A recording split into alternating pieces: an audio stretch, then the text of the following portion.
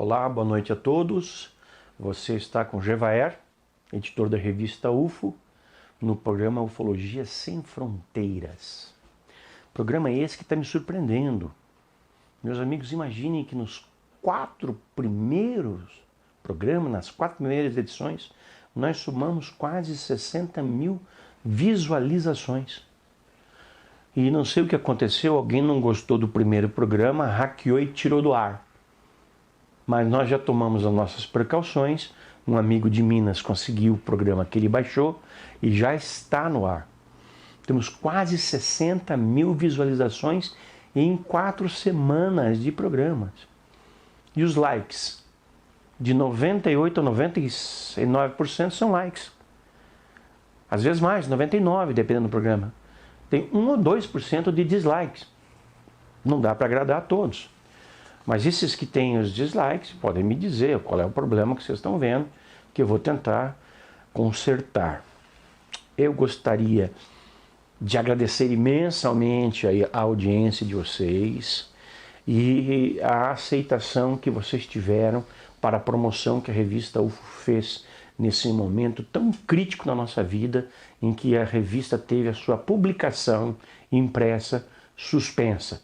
Aí nós lançamos uma promoção, essa promoção está dando certo, está ajudando demais a revista UFO, mas também, veja, vocês estão podendo comprar livros de 23 a 30 reais, livros ótimos, e revistas de 3 a 5 reais.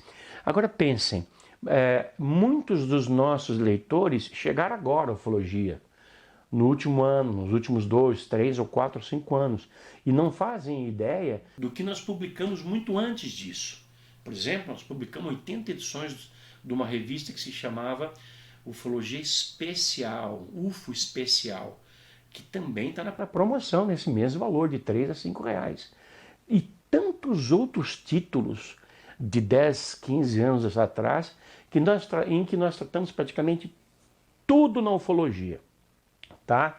E eu quero agradecer aos Correios que estão colaborando, embora Correio no Brasil seja artigo de luxo, caríssimo, tá? Eles estão colaborando, eles estão entregando com uma certa pontualidade o material, vocês não têm que ficar preocupados. Nós temos uma equipe em Campo Grande o tempo inteiro, recebendo o pedido, embalando o pedido, despachando o pedido. O correio não sai de dentro da UFO, no nosso escritório em Campo Grande, o tempo inteiro levando pedidos para o correio. Então, muito obrigado ao correio, muito obrigado à audiência, muito obrigado a vocês que estão comprando, continuem comprando. Eu quero dizer uma coisa, no ano passado eu fiz uma promoção semelhante e eu ofereci às bibliotecas públicas brasileiras, de colégios, de universidades, municipais e estaduais. A revista UFO tem um estoque que ela oferece de graça para todas as bibliotecas. Então, se você tem um amigo que é bibliotecário, que trabalha numa biblioteca, ou quiser visitar a biblioteca do seu município e dizer, olha, tem uma promoção da revista UFO, eles estão doando tudo o que tem em acervo. Basta que paguem a despesa de remessa, porque isso a gente não pode arcar. Nesse momento, antes de eu passar para algumas perguntas que me fizeram, eu queria saudar os meus queridos colegas de trabalho, que são administradores dos nossos quase ou mais de 50 grupos da UFO, que são a Laura, que publica conteúdo, o Davi Vanzin, que distribui pelos grupos e pelos faces, assim como o Rudar Paz, a Ariane, que nos ajuda nos cursos, a Jaqueline, que nos ajuda nos pedidos, e claro, ao nosso querido João Marcelo, que busca vídeos em tudo que é lugar do mundo e publica no site da UFO todos os dias. Bem, entre as muitas perguntas que eu recebi, não só no programa passado, mas em programas anteriores, estão: por que o Marco Antônio Petit não está mais na revista UFO? Bem, há pouco mais de um ano, ele tomou a decisão de sair. Ele é praticamente fundador da revista, ajudou a revista a crescer, mas ele tomou a decisão de sair. Ele simplesmente chegou ao grupo de WhatsApp da revista UFO, da equipe UFO, dos membros do Conselho Editorial da UFO, falou: tchau, muito obrigado, tô indo, fui. E para mim ele mandou um e-mail e ficou por isso mesmo. Ele está seguindo a carreira solo dele. Eu acho que o caminho que ele escolheu, tudo bem, se está dando certo para ele. Torço para que sim, tá? Muito boa sorte, Petit. E também me perguntaram por que nós continuamos vendendo o livro da doutora Mônica de Medeiros, que já também não está mais na UFO. Bem, tanto o livro do Petit quanto o livro da Mônica, quando ambos foram publicados, eles ainda estavam dentro da linha editorial respeitada e adotada pela revista UFO. Então nós fizemos investimentos financeiros para publicar essas obras. Nós ainda temos algumas dezenas de livros. Eu não vou simplesmente jogar fora, porque agora eu não concordo mais com as posições da Mônica de Medeiros. Respeito, mas não concordo mais. Só que eu não vou tocar no lixo livros que nós pagamos para publicar, né? Enfim, as mensagens são tantas e sobre tantos assuntos que fica muito difícil responder. Nesses 4 programas, eu recebi mais de 3.000 mensagens, algumas enormes, mas nos meus finais de semana eu leio alguma coisa. Só que eu adotei o seguinte princípio: como eu trabalho com muita intensidade nos dias de semana, eu estou tirando os finais de semana para fazer uma higiene mental. Não quer dizer que não estou pensando em ufologia, quer dizer que eu não estou tanto nas redes. Enfim, esse programa é dedicado a falar no segundo bloco sobre os agroglifos. E no terceiro bloco, o nosso entrevistado será o professor Fernando de Araújo Moreira, uruguai de nascimento, brasileiro de coração, professor titular da Universidade Federal de São Carlos, um dos maiores cientistas da ufologia brasileira. Nós fizemos as promoções, estamos fazendo, vai continuar a promoção de venda de livros, revistas, e nos próximos dias a gente vai fazer uma promoção de DVDs. Nós também temos um acervo considerável e vamos também vender esses DVDs, que são, sei lá, coisa de 300 títulos, né? Inclusive de palestras, de cursos, pacotes. Nós vamos fazer uma venda brutal. Aguardem, eu vou logo informar vocês a respeito disso. E quero falar que dentro dos próximos dias estará no ar o site da Academia Brasileira de Ufologia, que é uma iniciativa da revista UFO para agregar as suas atividades futuras. Nós temos eventos, nós temos cursos, nós temos o 25º e 26º Congressos Brasileiros de Ufologia, nós temos o primeiro encontro ufológico na natureza e nós vamos abordar tudo isso. Vai estar na Academia de Ufologia, academiadeufologia.com.br. Não está no ar, não adianta buscar. Espere um pouquinho que eu aviso a vocês. Nesse ano nós vamos ter 7 cursos a partir do dia 30 de maio e até mais ou menos agosto eles serão só à distância. Depois eles serão à distância e presenciais em Curitiba. Primeiro, curso sobre UFOs fotografados no espaço e na Lua. Olha só, contatos alienígenas e abduções nas experiências fora do corpo, Wagner Borges. Manifestações ufológicas registradas em código secreto na Bíblia, do Marcos Taradei, o Deepak. E temos o legado Anunnaki 2, a Era dos Deuses, da Van Ted. Também vamos ter um curso de casos de ataques de seres extraterrestres, telepatia entre humanos e alienígenas e análise de efeitos físicos de UFOs e sua investigação. Imaginem vocês o que isso não significa. São horas e mais horas de material. Mas não vamos parar por aí. Nós estamos colocando uma plataforma no ar, eu acho que dentro de 10 dias aproximadamente, e em que nós vamos, através dela, oferecer a todas as pessoas que participaram de pelo menos um evento da revista UFO no ano passado, seja o 23º ou 24º Congresso Brasileiro, seja o Summit Brasil 2019, sejam os cursos que nós fizemos, foram 4, todas essas pessoas receberão um passe livre para assistirem esse conteúdo que soma mais de 60 horas. E aqueles entre vocês que não participaram, não se inscreveram, mas que gostariam de ter acesso, nós vamos fazer um preço assim ridiculamente barato, com 50%, 60% de desconto.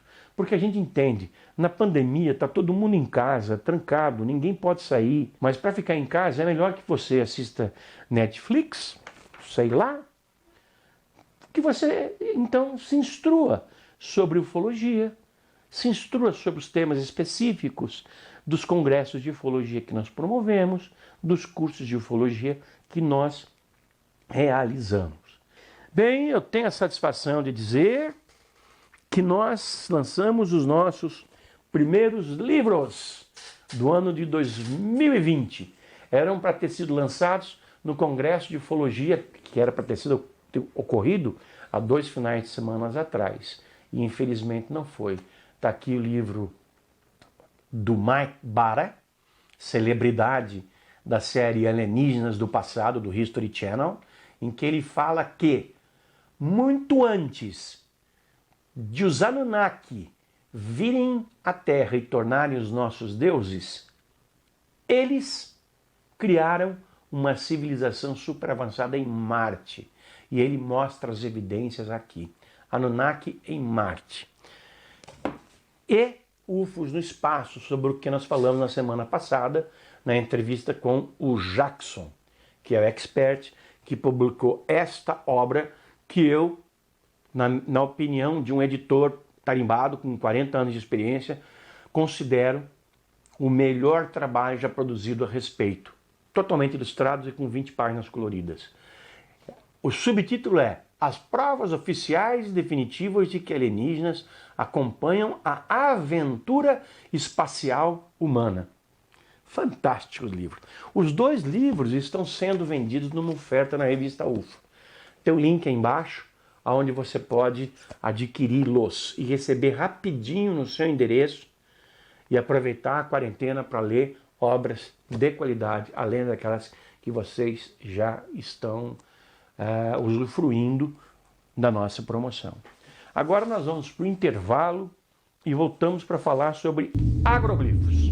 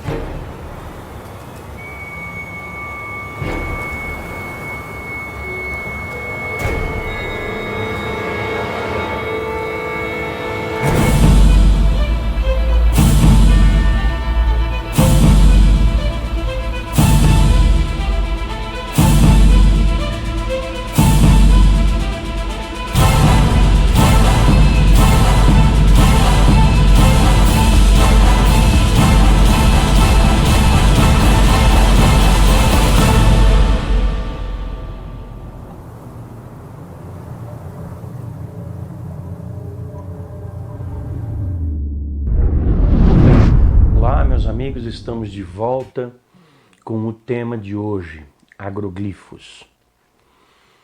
Por que eu estou escolhendo esse tema? Porque eu acho que os agroglifos foram, olha só, eu estou usando o verbo no passado, foram o fenômeno mais importante da ufologia. Muito mais do que avistamentos e pousos, porque eram marcas produzidas inteligentemente por outras culturas cósmicas que convivem e conhecem a Terra. Em plantações. Por que em plantações? Não sei, muita gente falava assim, pô, mas os ETs vão atravessar o universo para amassar matinho? Não é assim, não é assim. Bem, os agroglifos, eles são ou eram, vou explicar porque eu estou usando os verbos no passado, os agroglifos eram figuras geométricas e geometria é matemática, simples assim. E todos os cientistas do mundo concordam, com várias exceções, que se um dia nós formos nos comunicar com uma outra forma de inteligência, será pelo matematiquês. Não vai ser inglês, não vai ser russo, chinês, muito menos português, muito menos de um mês, que nenhum ET entenderia. Entende? Vai ser matematiquês. Os agroglifos começaram a surgir no final dos anos 70 na Inglaterra, num ponto concentrado da Inglaterra, que é a região de Wiltshire, a 100 quilômetros a oeste de Londres. Por que ali?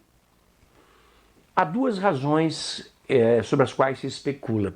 Primeiro, porque quando o homem deixou de ser coletor de grãos e caçador e passou a ordenadamente plantar sementes, isso aconteceu em Wiltshire, onde houve o primeiro processo de surgimento de fazenda. Segundo, é uma das áreas mais energéticas da Europa. Entende? Ali as bússolas ficam loucas. É ali que está Stonehenge, Avebury, Stone Circle, Salisbury Hill e tantos outros sítios arqueológicos. E terceiro, porque pouca gente sabe, porque é tudo muito camuflado, subterraneamente, é uma das áreas mais armadas da Europa. Há ali muito armamento, muita instalação militar. Então, no final dos anos 70, explodiram os agroglifos, que foram só aumentando.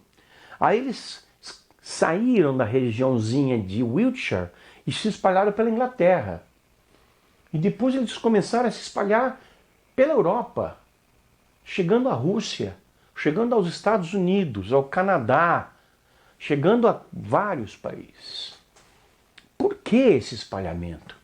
Mas a minha principal questão era, como pesquisador desse assunto há mais de 25 anos, bem antes deles surgirem aqui, o que aconteceu em 2008 pela primeira vez, eu pensava, é evidente que existe uma conexão com os discos voadores, porque incontáveis vezes naves foram vistas, sondas ufológicas foram vistas produzindo os agroglifos.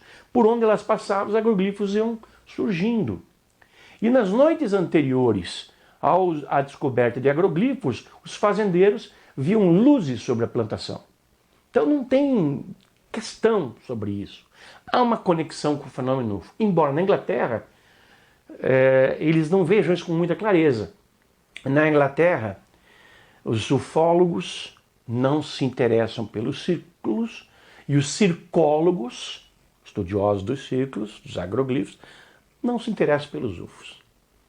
Há muito poucos que se interessam por ambas as situações. E a minha questão sempre foi, peraí, se isso está acontecendo há 40 anos na Europa e em outras partes do mundo, e tem a ver com disco voador, tem a ver com ufologia, por que não acontece no Brasil, que é um dos países mais proeminentes em observações de discos voadores, em contatos e abduções. Foi aqui que aconteceu o primeiro contato, a primeira abdução da história, o primeiro contato com extraterrestres. O Brasil foi o primeiro país a admitir os UFOs. Nós tivemos a primeira abertura civil, por pedido civil da questão ufológica. Então o Brasil tem uma tradição ufológica enorme. E isso nunca aconteceu. Nenhum agroglifo aconteceu. Até que um dia, e qualquer outra oportunidade, eu conto a história completa de como isso envolveu minha vida.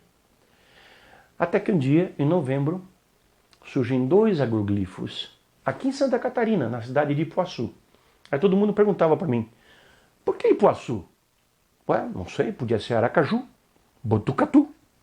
Mas foi em Ipuaçu, que significa berro grande. A gente não sabe o que foi, mas eu tinha recém mudado, fazia 2 dias que eu estava morando em Curitiba. Se eu estivesse indo em Campo Grande, eu não poderia investigar, que eu estaria a 1.400 quilômetros do fenômeno e aqui eu estava a 350 quilômetros do fenômeno. Então no dia seguinte, ao surgimento dos agroglifos, quando eu fui informado, eu fui para lá. E quando eu olhei aquilo, eu falei, meu Deus, estamos diante de agroglifos do jeito como eles começaram na Inglaterra. Só que na Inglaterra eles tiveram uma evolução assim. No Brasil eles tiveram uma evolução assim. Muito mais elevada. Na época, a Rede Globo me entrevistou. Solta o vídeo aí, por favor. Isso aqui é exatamente a mesma coisa que já foi documentado muitas outras vezes nesses países, em especial no Reino Unido. Mas é a primeira vez que sinais assim são registrados no Brasil. Quando isso passa a acontecer em um país, uma determinada região, ele volta a acontecer, ele não para mais, ele não retrocede. E a população pode ficar esperta, esperando, porque vai ver mais desses fenômenos. Vocês viram? Eu falei. Não sei de onde eu tirei, eu não era especialista nesse assunto, eu era um estudioso, mas não especialista. Eu falei, vai acontecer de novo. De fato, o raio caiu de novo no mesmo local uma semana depois. E depois no ano seguinte. Onde? Em Ipuaçu. E depois no outro ano. Onde? Em Ipuaçu. E foi sendo, e foi sendo, e foi sendo, e foi sendo. Até que em 2015 passou a surgir também em Prudentópolis, no Paraná, a 200 km de Curitiba. Eu acho que os ETs tiveram dó de mim, porque eu tinha que percorrer quase 1.000 quilômetros entre ida e volta a Ipuaçu para pesquisar, às vezes 2 e 3 vezes por semana, para pesquisar os agroglifos, que curiosamente surgiam quase sempre no final de semana, no sábado e domingo. Por quê?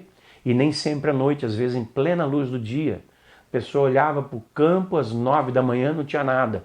Olhava de novo às 9h30 da manhã e tinha uma figura. Alguém pensou, tombou uma máquina agrícola. Mas não, era um agroglifo. Vejam algumas fotografias que estão sendo mostradas para vocês aí. Tá, agora, observem. Por que eles vieram para o Brasil? Por que eles se espalharam pelo mundo? Um dia eu fiz essa pergunta para a pessoa que eu mais respeito nessa área, que é um arquiteto londrino, hoje septuagenário, com esclerose múltipla, com muitas dificuldades, mas que é um estudioso e mais do que isso é um grande pensador sobre os agroglifos. Ele chama os agroglifos de portais de hospitalidade. Ou seja, ele diz que as inteligências que produzem te convidam para vir ao agroglifo e ali você realmente sai melhor. Quando você entra no agroglifo, quanto mais fresco ele é, quando você sai, você lê melhor, lembra melhor, dorme melhor, sente melhor o paladar das coisas, se sente melhor. Eu me senti melhor das minhas dores nos joelhos em agroglifos em que eu entrei na Inglaterra. Já aqui não foi tanto assim. Aí eu perguntei para ele, Michael, o nome dele é Michael Glickman, tem uma entrevista dele no site da UFO. Michael, na sua opinião, por que os agroglifos começaram a se espalhar pelo mundo? Holanda, Itália, Bélgica, China, Rússia, Taiwan, Estados Unidos, Inglaterra. Aí ele falou, AJ, como eles me conhecem, eu já expliquei para vocês porque no primeiro programa, AJ, cada vez que vinha um pesquisador de fora com real interesse no assunto, eu notei que quando eles voltavam para a terra deles, para a cidade deles, começavam a surgir agroglifos ao redor da cidade deles. Incrível isso. Eu falei, peraí. Aí eu observei que em julho de 2008 eu estive na Inglaterra visitando os agroglifos. E em novembro de 2008 os agroglifos surgiram no Brasil pela primeira vez. Não quero que isso pareça uma pretensão minha, mas se é a tese do Michael Glickman e se ela está certa, não pode ser uma coincidência que ela tenha surgido justamente nessa época. Agora, a má notícia é que os agroglifos se foram. No Brasil, não tivemos nenhum caso no ano passado e um possível caso no ano anterior e 2 possíveis casos no ano de 2018. Se foram. Como na Inglaterra, assim, de uma época em que havia 600 por ano, hoje tem 15. Estão indo embora. Por quê? Na Inglaterra, porque o governo britânico matou o tema. Matou.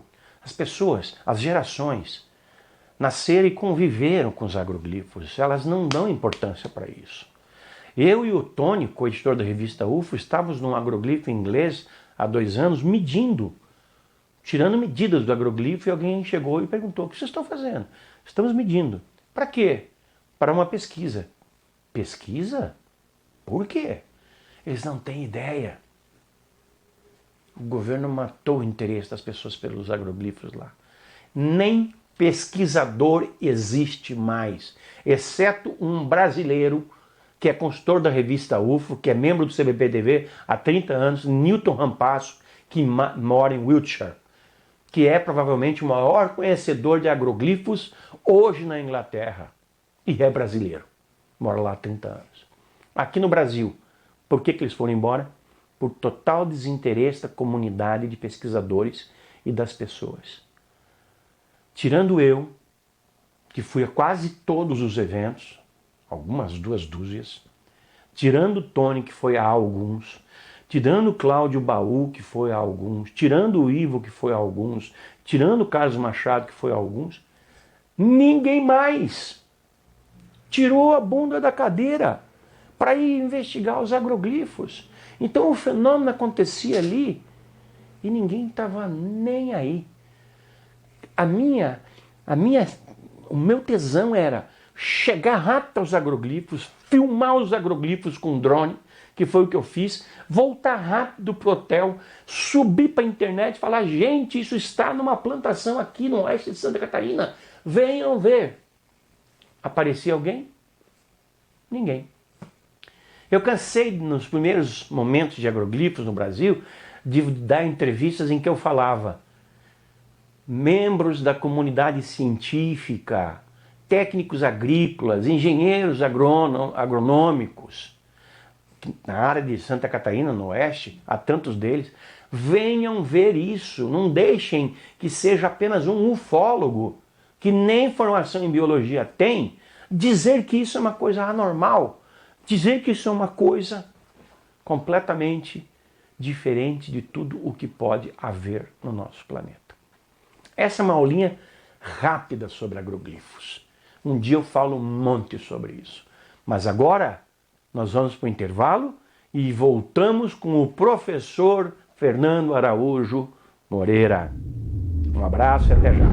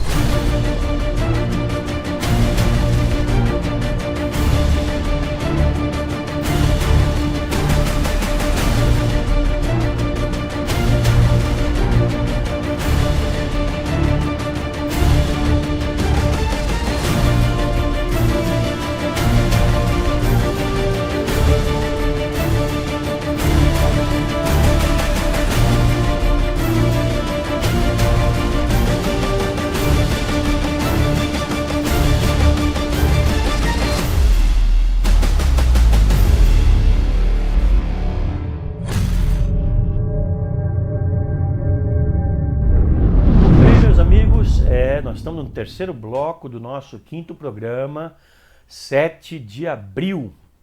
Já quase um mês dentro de casa, quietinho, né? Porque esse vírus aí pegou todo mundo. E hoje eu tenho a minha alegria especial de apresentar a vocês um grande amigo que é nascido no Uruguai, mas de alma brasileira, e para piorar tudo, ele é corintiano. Eu vou ler rapidamente o currículo dele, é o resumido, tá bom? Olha só, ele é o professor titular do Departamento de Física da Universidade Federal de São Carlos, a instituição brasileira que reúne a maior quantidade de PhDs e doutores do Brasil. Ele é engenheiro de materiais com mestrado, doutorado e pós-doutorado. E criou a carreira de engenharia física, que hoje está por várias universidades do Brasil. Trabalhou na Força Aérea Americana, na Universidade de Maryland e em diversas instituições científicas de vários países.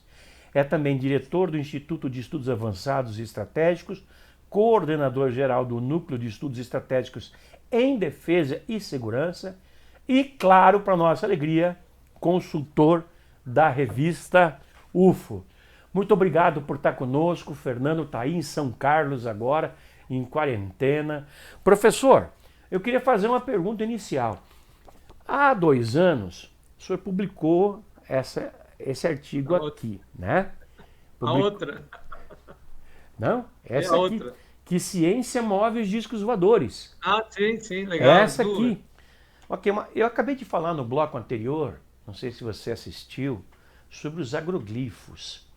E você, entre outros muito poucos estudiosos brasileiros, deu uma enorme contribuição para o fenômeno, porque foi você e a sua esposa, a doutora Nádia, agora esposa, que também é microbiologista, com todos os créditos, que fizeram a análise das amostras de terra e de plantas que nós colhemos de dentro do agroglifo de Prudentópolis 2016. Nós vamos botar um filminho aí para as pessoas verem. E eu me lembro que você me ligou com o teu sotaque uruguaio, paulista e brasileiro. Ô, Lima, eu não estou entendendo o que está se passando. O agroglifo tem umas partes aqui que está esterilizada. Como é que pode uma coisa dessa? Vocês chegaram a concluir que havia um processo de esterilização nas plantas afetadas e na terra afetada dentro do agroglifo. O que você me conta disso? Você está me sacaneando com esse sotaque, né? Olha, não vou Verdade que foi assim mesmo. Então, realmente, a minha mulher linda, inteligente e cheirosa, né? E estamos em quarentena, tem que abraço elogiar, para a Nádia, né? aí. Ele é muito competente, realmente. E a gente analisou, então, só para relembrar, quando você... Claro que estou me referindo ao agroglifo de verdade, porque tem muito falsificado, né? Então, os outros não são agroglifos, tá? Estou falando realmente do Prudentópolis, que tem toda a cara de ser genuíno, né? Tá? Foi. Quando você vai fazer o desenho, o grifo, né? Tá? Você precisa dobrar a planta, né? Sim. Ele não corta, ele dobra a planta, certo? O caule. Tá? Sem quebrar. Oi? Sem quebrar, sem partir. Sem quebrar, isso, ele é planta. E a gente analisou justamente essa parte que fica dobradinha, tá? Uhum. Que seria a parte que tem que ser modificada ou mexível, tá? Que eu tenho que mexer quando faço o desenho, o agroglifo, entendeu? Então, justamente essa parte aqui não tinha nenhum tipo de micro-organismo. Isso não existe, tá? Não tinha nada. E foi feito duplicata, ou seja, nós testamos se estávamos corretos, tá? Já não tem nenhuma dúvida que as plantas que vão ao agroglifo, tá? Na parte da virada do caule para fazer o desenho, elas estavam esterilizadas. Isso foi, para mim, foi assim impressionante. Para minha mulher foi espantoso, tá? Porque não existe nada assim na natureza sem micro-organismos, tá? Não existe, certo? Quer dizer, a Isso energia estava que produziu o agroglifo esterilizou aquela área. Sim, sim. Ou seja, isso para mim foi uma evidência clara, clara, de manipulação dos caules da plantação lá, tá? Para fazer o agroglifo. E vamos supor que alguém fale assim, foram aqueles caras que nem os dois velhinhos na Inglaterra com a tábua. Poupe meu intelecto, né? Tá? É Você é muito verdade. idiota quem falar isso aí, você é muito idiota, tá? Então, tudo bem, a gente pode fazer um desenho assim, mas nunca esterilizar uma parte do caule, tá? Em Não tem como, pleno ar, aberto. entende? Não tem, não existe, não existe. Então, eu já li muita coisa sobre agroglifo, tá? Muitos anos que sigo esse assunto com muito interesse, tá? E eu nunca vi, assim, uma prova tão contundente quanto essa nossa em relação a que teve manipulação não trivial, certo? Porque e isso também me leva a pensar que isso foi feito com luz de algum tipo. Você sabe que existe um negócio chamado pressão de radiação? Então hoje o pessoal consegue pegar um átomo com pinça ótica, certo? Pega um feixe de laser, outro feixe de laser, pega o átomo e mexe, ou uma célula, uma coisa pequena, tá? Por quê? Pela pressão de radiação, entre outras coisas, tá? Certo? Então você tem pressão derivada de um feixe de luz. Bom, estou aqui viajando com Givaerge, tá certo? Por que não ter algum método de pressão que faça o caule virar e que faça o desenho? Então, certamente, essa luz foi a que causou a esterilização. Tá? Só para complementar, tudo na história científica, tudo, sempre partiu do brainstorm desse tipo. Como seria se? O que aconteceria se tal coisa e tal outra? Então você vai descartando as hipóteses no caminho, tá? Até chegar na resposta do teu problema, tá? Então o que a gente faz é justamente pensar em opções. Você pode descartar umas e permanecer outras até que elas se confirmem como uma resposta real, ou seja, descartar para um tipo de experimento. Tá? Sempre, a última palavra é da mãe natureza, sempre. Tá? Então, eu tenho que explicar com física, com equações matemáticas, mas a palavra final sempre é dela. Tá? Muito bem. Isso que é lindo. E isso que me faz cada vez mais acreditar num Criador, pela perfeição da natureza. Ela é assustadora, é maravilhosamente assustadora, tá? A complexidade e, ao mesmo tempo, a simplicidade da coisa. É fascinante, realmente. Eu não entendo como alguém que já é biólogo não acredite num ser criador. Não consigo entender, tá? Porque aí você vê associar as coisas de física e você começa a entender assim a grandeza da criação, um negócio indescritível, tá? Muito bem. Agora, para a gente finalizar, que nosso programa tem um tempo, eu falaria com você um final de semana inteiro. Ok. Nós vamos fazer ainda uma entrevista mais longa. E a propósito, já vou até avisar, para que vocês conheçam melhor as ideias e o trabalho do professor, a revista UFO, essas duas edições vão ser colocadas em PDF para vocês. Vocês vão ver um link aqui embaixo, tá? Vocês podem baixar a revista UFO de graça, em PDF. É um presente da revista UFO para vocês, para que vocês conheçam o trabalho e o pensamento do professor Fernando. E rapidamente para nós, professor, que ciência move os discos voadores? Afinal, título da matéria de capa da edição UFO 258. Que ciência é essa? Que ciência obscura é essa? Você está vendo que o governo americano agora está admitindo um monte de coisas, né? Que os UFOs existem, que são reais, que eles conseguem parar na atmosfera e acelerar, etc. Tal. Que ciência maravilhosa é essa que parece magia? A ciência é magia, tá? A religião é magia. Eu sou católico, mas atualmente aberta para outras correntes, tá? A missa é magia, tá? A missa bem feita, bem conduzida e mágica, tá? E se você começa a estudar os porquês das cores, das posições, o que o bispo faz, o que o padre faz, é legal entender. Eu detesto ir no automático, não consigo no automático, tá?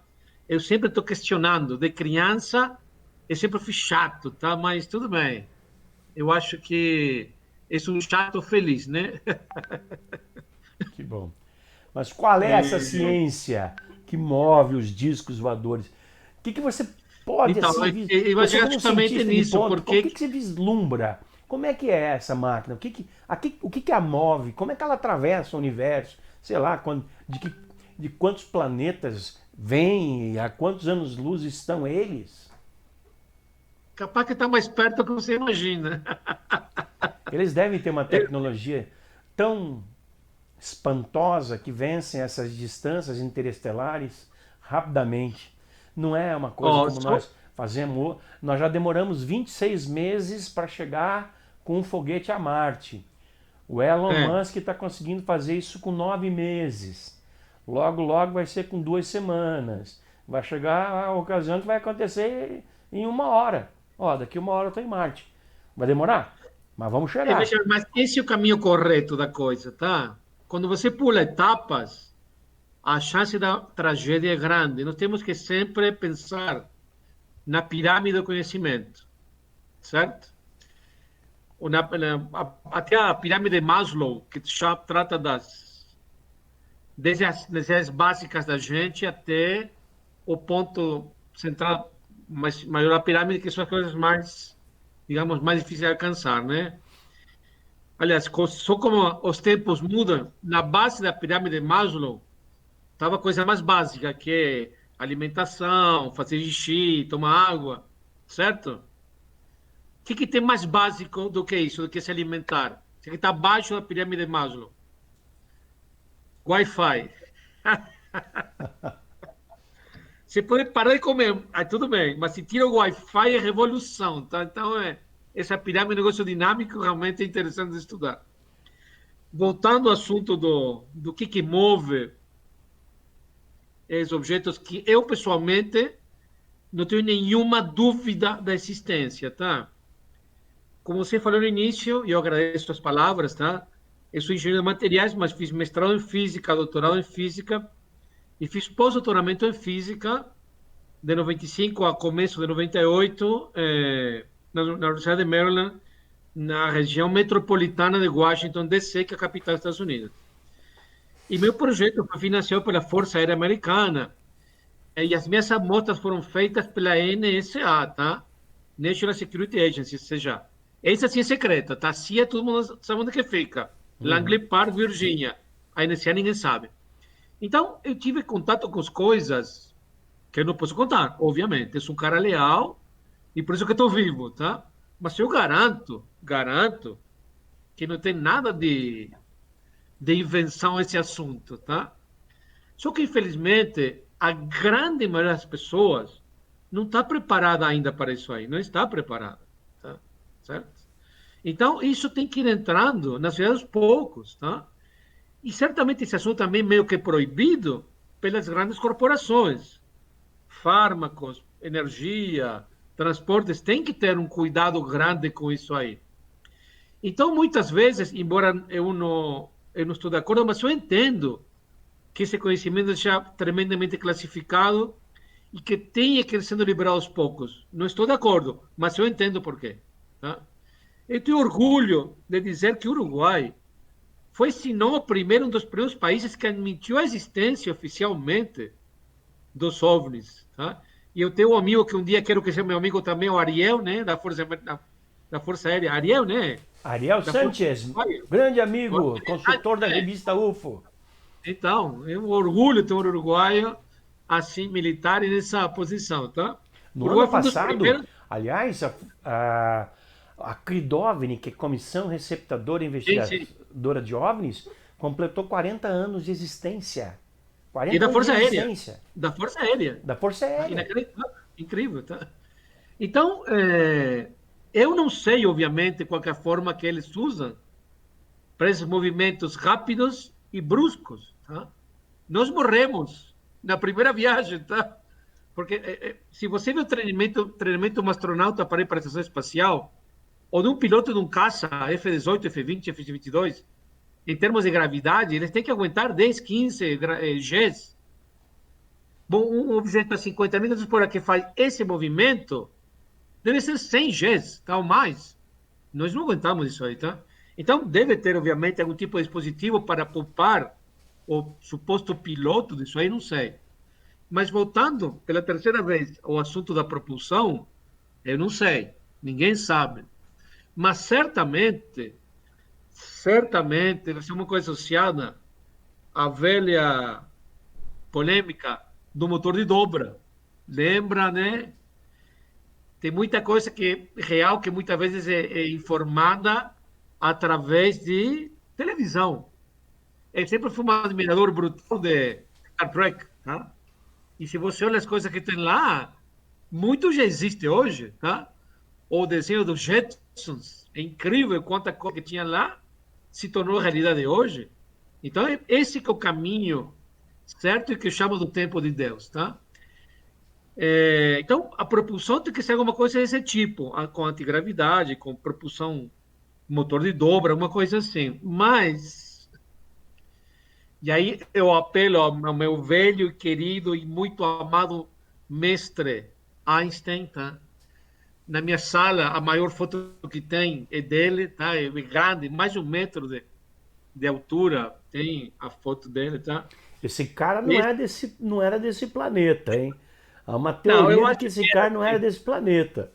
nós temos muito humano que fez jus ao nome humano, tá? Certo? A nossa raça, nós temos uma única raça, né? Tá? Então, nós temos feito coisas incríveis, tá? Caras que se destacaram de uma forma inacreditável. E o Einstein, certamente ele teve outras influências, tá?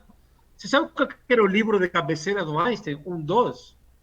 A Doutrina Secreta da Blavatsky, tá? Já diz Isso somente muito. se soube depois que ele morreu, tá? Então, o Einstein é um cara, assim, diferenciadíssimo, né? Mas ele, junto com Podolsky e Rosen, tem a teoria EPR, tá? Einstein, Podolsky e Rosen, que trata dos buracos de minhoca, né? Tá? E num dos eventos que você organizou, não me lembro se foi em Curitiba, em Campinas, ou em Foz do Iguaçu, preparando um desses eventos, eu vi que a expressão matemática do buraco de minhoca, ele termina um negócio assim, tá? Lembra? É um tubinho, tá? E nas pontas tem um tipo de um funil que abre, certo? Sim. Isso qualquer desenho de buraco minhoca te mostra um desenho desse jeito. E pesquisando, você sabe que eu gosto muito de evidências históricas dos UFOs, eu vi uma barca egípcia, tá? E nas pontas da barca, na proa e na popa, tem o mesmo formato. O mesmo formato. Tá? E aí eu alucinei. A minha mulher, a Nádia, viu que eu estava realmente louco com isso aí. E comecei a pesquisar, obviamente, na internet, imagens de museus, do Museu do Cairo. E falei para minha mulher, nossa, isso não, eu não acredito em coincidências, eu acredito em sincronicidade, tá? Tem jeito. Eu comecei a pesquisar imagens, porque obviamente eu não posso ir, infelizmente, no Museu de Bagdá, ou do Cairo, ou de Londres, sei lá. E eu achei uma pintura de uma parede num dos túmulos egípcios, tá? De uma barca, achei uma única pintura de uma única barca que representava o faraó sendo levado para outro mundo na barca, certo? Normal até aí. E as pontas ainda com a proa e a popa com esses funis, iguais ao buraco minhoca, só que na cabine do capitão da barca, sei lá, do comandante, sei lá como que chama no Egito, tá? Tinha um postinho com vários funis pendurados. Coincidência ou sincronicidade? Mas veja bem, qual o sentido, digamos, em termos de navios, ficar trocando a pontinha do barco da proa e a popa. Não tem sentido. Por que você trocaria a ponta da proa e a popa? A menos que você... Agora eu estou viajando, mas viajando com fundamento, tá? A menos que cada destino, cada buraco e minhoca fosse sintonizável com uma pontinha diferente. Opa. Certo? Faz sentido, tá? Ou seja, hoje nós temos, eu estou aqui conversando com você e certamente tem sinal de televisão e de rádio que eu não vejo, óbvio. Atravessando por todos os lados. O sinal está aqui, não tem dúvida.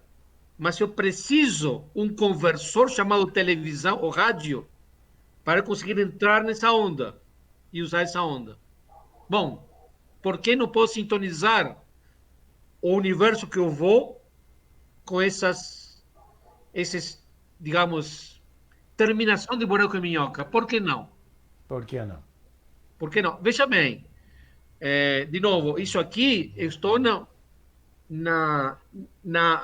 na frente da onda que separa a ciência e a pseudociência. Mas essa frente da onda que move a ciência. Tá? Certo? E a ciência, é fácil hoje você, às vezes, não dar o valor certo para essa ciência, tá? Mas ela que trouxe a gente aqui, e não é pouco, tá? Nós temos feito muito, mas muito, na história humana, em termos de ciência, por exemplo, para passar de 300 milhões de pessoas na época de Jesus para 8 bilhões apenas 1 minuto depois. De uma perspectiva de vida de 40 anos para 80. Isso é ciência. Isso tá? é ciência, sem dúvida. Nós hoje conhecemos 40 ordens de grandeza no universo. Tá? Da escala subatômica das partículas que formam as partículas atômicas tipo nêutron e próton, até cluster de galáxias. Nos conhecemos. São 40 ordens de grandeza. Isso é ciência. Tá? Mas não chegamos nisso porque sempre se perguntou, e se fosse assim ou assado? Vamos atrás. Método científico. Sempre método científico, tá? Então, estou aqui, aparentemente, fazendo elucubrações mentais. Esse é o caminho. Para quem não acreditar nisso aí, olhe como que o Fleming encontrou a penicilina. Olhem e se surpreendam com o dedinho de Deus. Tá? No Fleming teve 5 ou 6 coincidências que levaram à descoberta da penicilina, tá? Uma delas que não existisse, não teríamos penicilina naquele momento, tá? Uma delas fora, não teria sido descoberto. Estamos precisando de um Fleming agora para resolver o corona. Se bem que o corona é aquela coisa. Tem muita gente perdendo porque tem muita gente ganhando. Ah, ninguém está queimando dinheiro. Não. Se alguém perde, alguém ganha. Mudando de assunto rapidamente, que nós já estamos estourando nosso tempo. Você acha que o corona, o vírus chinês, é uma arma biológica? Isso estava fora do script, mas eu quero responder, tá? Você não falou nisso, tá? Mas eu trabalho com biossegurança, biodefesa e bioterrorismo, tá? Sou normal.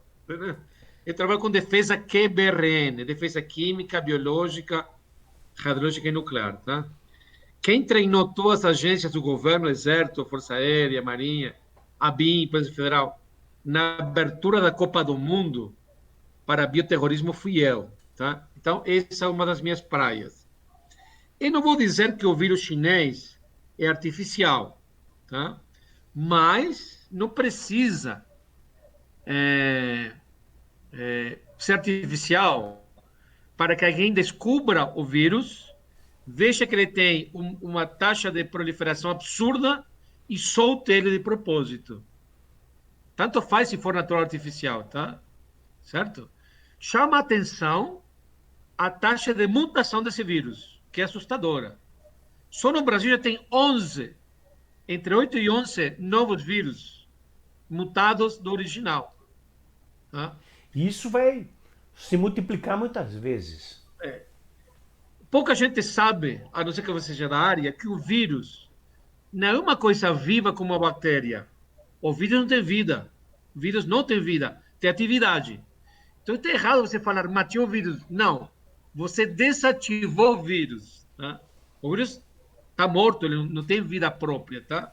Então é incrível que consiga mutar. Claro, ele muda para milhões de formas diferentes e sobrevivem as que têm condições de sobreviver. Tá?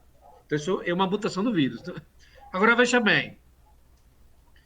Eu não acredito em consciência novo, nem nisso aí. Em Wuhan, na província Hubei, na China, que onde apareceu o surto, tem 2 laboratórios do exército chinês que trabalham com biocoisas.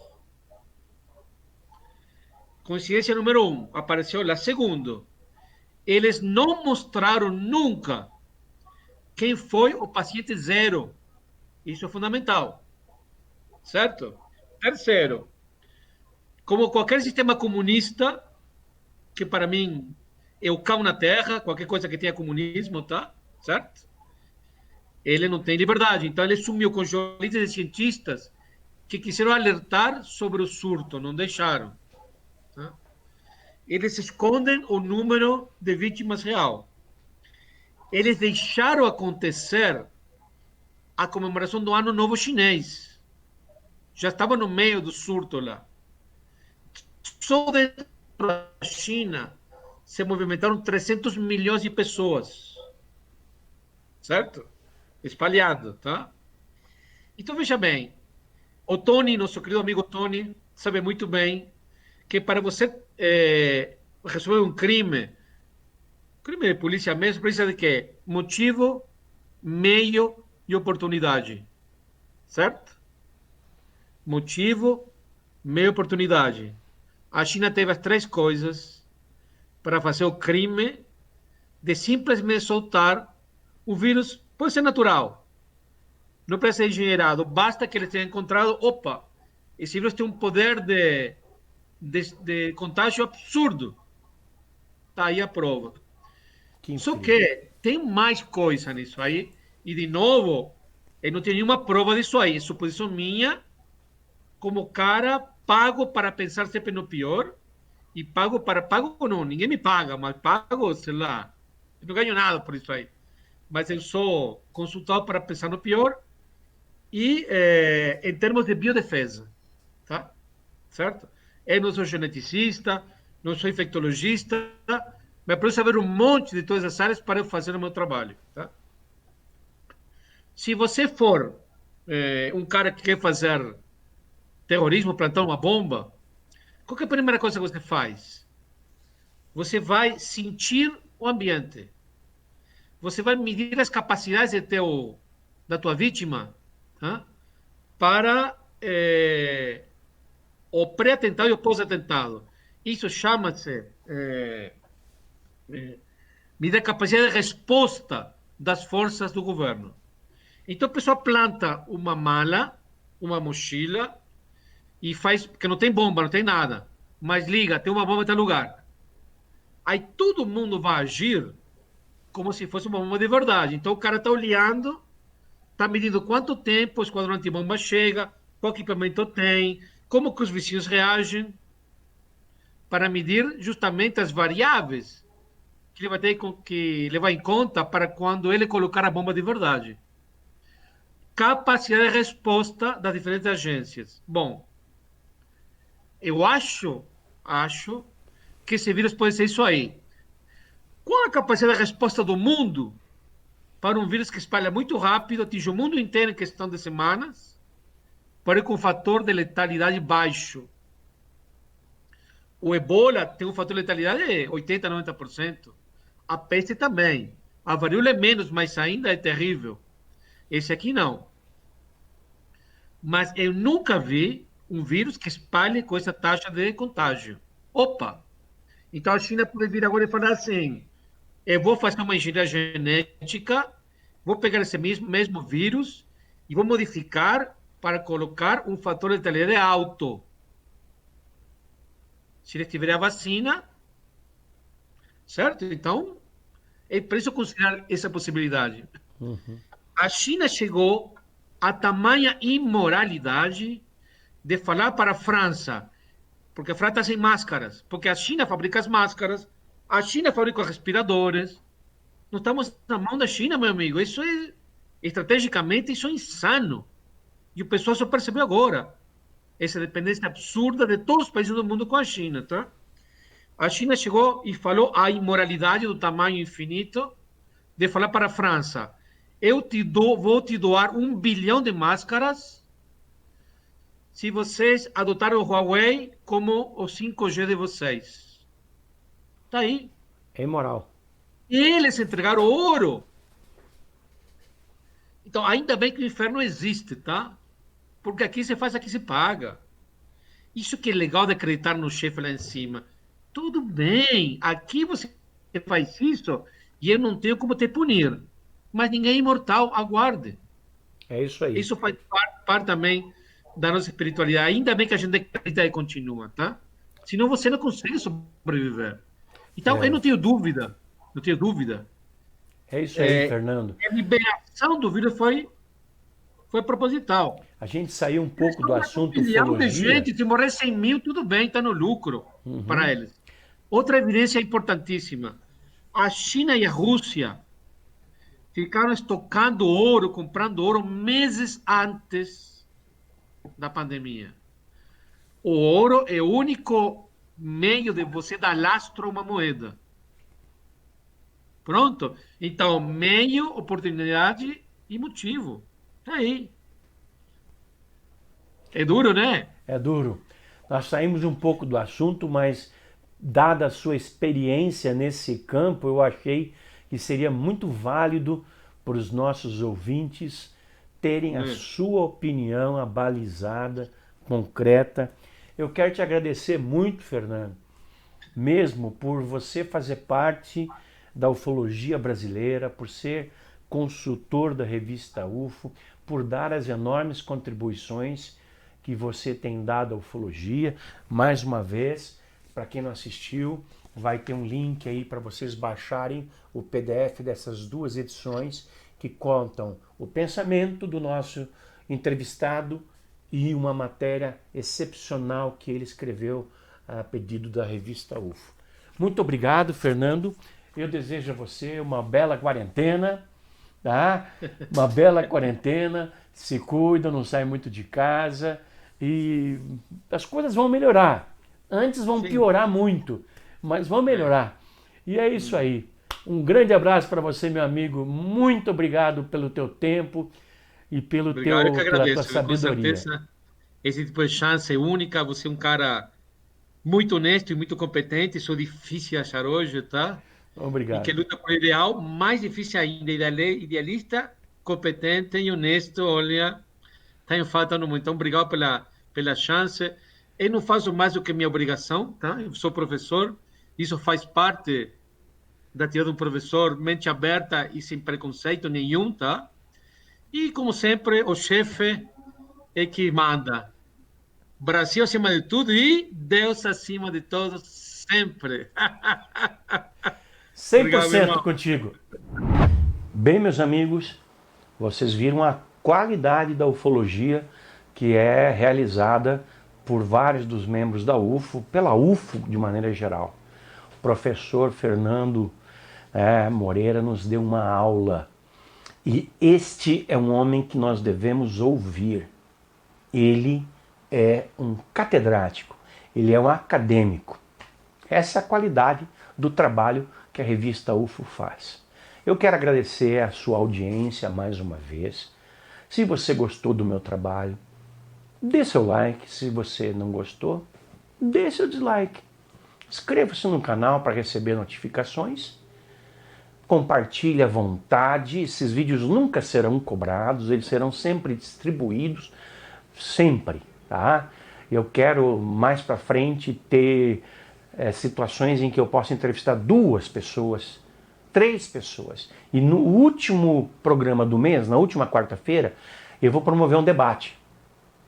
Um debate que vai durar 1 hora inteira entre 2 ou 3 ou 4 membros da ufologia brasileira sobre temas específicos. Ou seja, como vocês estão vendo, esse programa está progredindo. E não há limite para ideias e para o que nós vamos fazer. Equipamentos e equipe nós temos, assunto não nos falta. E o interesse de vocês é aquilo que nos mantém acesos, mantém a nossa chama sempre quente. Tá bom? Até quarta-feira que vem e muito obrigado.